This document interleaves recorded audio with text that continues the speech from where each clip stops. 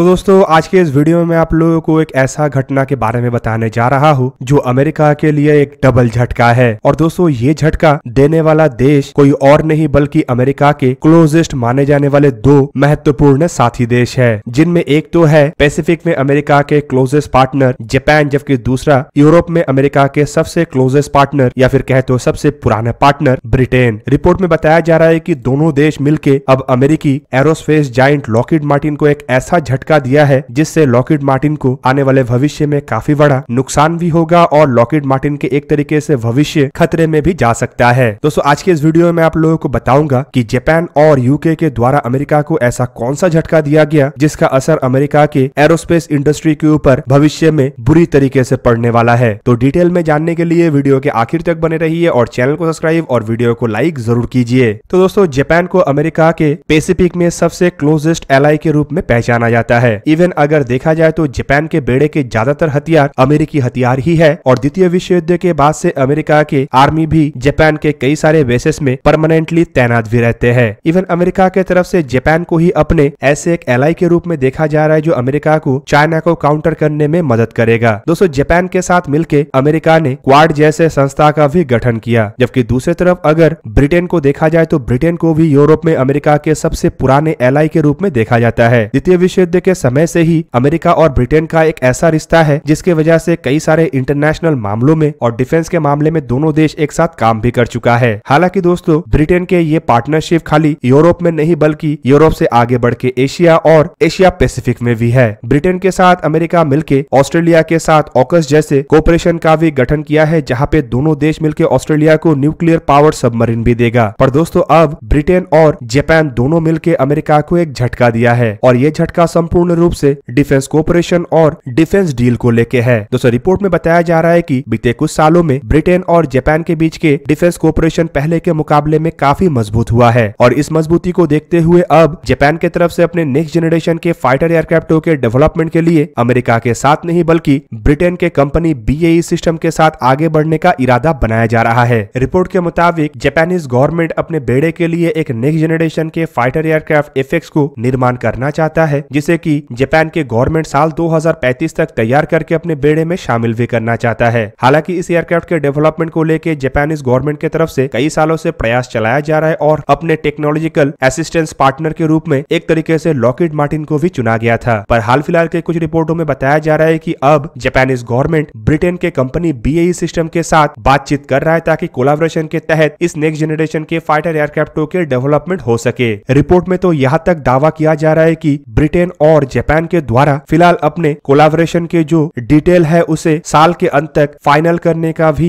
इरादा रखा जा रहा है ताकि जल्द से जल्द इसके ऊपर काम शुरू किया जा सके। हालांकि साल 2020 में भी ऐसे ही रिपोर्ट आया था जहां पे बताया गया था कि जापान के जो मिनिस्ट्री ऑफ डिफेंस है वो अमेरिकी कंपनी लॉकहीड मार्टिन के साथ अपने नेक्स्ट जनरेशन के फाइटर एयरक्राफ्टों को डेवलप करने के लिए कोलैबोरेट करना चाहता है। हालांकि उसके बाद ये भी रिपोर्ट आया था कि दोनों देशों के बीच में इस तरीके के ज्वाइंट डेवलपमेंट के मैकेनिज्म को लेकर थोड़ा बहुत मतभेद है, जिससे इसे आगे बढ़ाया जाना संभव नहीं हो पा रहा था। इन मतभेदों में एयरक्राफ्टों के डेवलपमेंट के बाद इसके एनहांसमेंट करना था, जबकि इसके अलावा ट्रांसफर ऑफ टेक्नोलॉजी को लेकर भी कई तरीके के इशू था। हालांकि एक तरफ जहां पे लॉकहीड मार्टिन के साथ बातचीत चल रहा था तो उस दरमियान जापान और ब्रिटेन के मिनिस्ट्री ऑफ डिफेंस के अधिकारियों के बीच में साल 2021 में एयरक्राफ्टों के इंजनों के डेवलपमेंट को लेकर कोलैबोरेशन के ऊपर भी चर्चा हो रहा था। तब ये माना जा रहा था कि एयरक्राफ्टों के डेवलपमेंट तो लॉकहीड मार्टिन के साथ होगा, लेकिन एयरक्राफ्टों के इंजन संभावित ब्रिटेन के साथ मिलकर ज्वाइंट डेवलप किया जाए। साथ ही साथ उस दरमियान ये भी खबर आया था कि इंजन से आगे बढ़ के शायद अन्य कई तरीके के इक्विपमेंटों के ऊपर भी संभावनाओं को एक्सप्लोर किया जाए। दोस्तों जापान जो नेक्स्ट जनरेशन के फाइटर एयरक्राफ्टों का डेवलपमेंट करना चाहता है, असल में इस डेवलपमेंट में प्राइमरी डेवलपर जापान के मित्सुबिशी हेवी इंडस्ट्री है, जबकि इसके अलावा IHI कॉर्पोरेशन नामक एक कंपनी एयरक्राफ्टों के इक्विपमेंटों का निर्माण करेगा, जबकि यूके बेस्ड रोल्स रॉयस के पास एयरक्राफ्टों के इंजनों के डेवलपमेंट का चार्ज है। जापान जिस नेक्स्ट जनरेशन के फाइटर एयरक्राफ्टों को डेवलप करना चाहता है, असल में इन एयरक्राफ्टों का इस्तेमाल करके जापान अपने बेड़े के F2 फाइटर एयरक्राफ्टों को रिप्लेस करना चाहता है। दोस्तों यहाँ पे आपके जानकारी के लिए बता दूं कि F2 एयरक्राफ्ट असल में कुछ और नहीं बल्कि F-16 के ही एक जापानीज वर्जन है, जिसमें जापानीज स्पेसिफिकेशन के साथ इसका डेवलपमेंट किया गया था। दोस्तों इसके अलावा अगर देखा जाए तो ब्रिटेन भी एक 6th जनरेशन के फाइटर एयरक्राफ्ट के प्रोग्राम को टेम्पेस्ट के नाम से आगे बढ़ा रहा है, जो कि BAE सिस्टम के तरफ से डेवलप किया किया जा रहा है और इसमें कई सारे यूरोप के पार्टनर्स देश भी है। दोस्तों ये जो एयरक्राफ्ट है इसके टाइमलाइन और जापान के तरफ से निर्माण किए जाने वाले एयरक्राफ्टों के टाइमलाइन सेम होने के कारण दोनों के बीच के कोऑपरेशन के संभावनाएं भी बढ़ जाता है और बीएई सिस्टम का मानना यह है कि अगर दोनों के बीच के कोऑपरेशन को बढ़ाया जाएगा तो एयरक्राफ्टों के डेवलपमेंट के कॉस्ट घटाना संभव हो पाएगा और कई तरीके के ऐसे इक्विपमेंट जो ज्वाइंटली बनाया जाएगा वो दोनों देश एकत्रित रूप में अपने अपने फाइटर एयरक्राफ्टों में इस्तेमाल कर सकेगा। हालांकि इसके अलावा ब्रिटेन अपने टेम्पेस्ट प्रोग्राम के लिए ऑलरेडी पार्टनर का खोज विचार कर रहा था ताकि प्रोग्राम के कॉस्ट को कम किया जा सके और साथ ही साथ प्रोग्राम के बाद जो एयरक्राफ्टों के प्रोडक्शन होगा उसका एक बड़ा मार्केट ढूंढा जा सके। दोस्तों इस नेक्स्ट जनरेशन एफएक्स प्रोग्राम के अंतर्गत जापान एक ऐसा एयरक्राफ्ट को अपने बेड़े में शामिल करना चाहता है जिसमें फ्यूचर जनरेशन के कैपेबिलिटीज हो, जैसे कि एक इनकॉर्पोरेटेड रडार, मिसाइल और हाई लेवल के स्टेल्थ फीचर। दूसरी तरफ अगर जापान के बेड़े को देखा जाए तो संपूर्ण रूप से जापानीज बेड़ा अमेरिकी एयरक्राफ्टों से ही भरा हुआ है और इसका सिंपल मतलब यह है कि इस तरीके के एयरक्राफ्टों के पास अमेरिका के साथ इंटरऑपरेटिविटी का भी संभावनाएं होना आवश्यक है। दोस्तों इसके अलावा बताया यह भी जा रहा है कि ऐसे इंटरऑपरेटिविटी के मुश्किलों को दूर करने के लिए जापान अमेरिका के साथ मिलकर एक अनमैन एरियल व्हीकल के डेवलपमेंट भी करना चाहता है जो कॉम्बैट सपोर्ट सिस्टम के रूप में इस्तेमाल हो और साथ ही साथ इंटरऑपरेटिविटी को भी बरकरार रख सके। हालांकि दोस्तों जापान अगर अमेरिकी कंपनी लॉकहीड मार्टिन से हटके ब्रिटेन के कंपनी बीएई सिस्टम के साथ आगे बढ़ता है तो इसमें जापान के एयरक्राफ्टों के डेवलपमेंट में तो उतना असर नहीं पड़ेगा, लेकिन सबसे बड़ा असर पड़ेगा अमेरिका को। दोस्तों अमेरिकी कंपनी ऑलरेडी अपने कई सारे प्रोजेक्टों को अपने एलाई देशों के साथ आगे बढ़ाना चाहता है जैसे कि F-35 प्रोजेक्ट था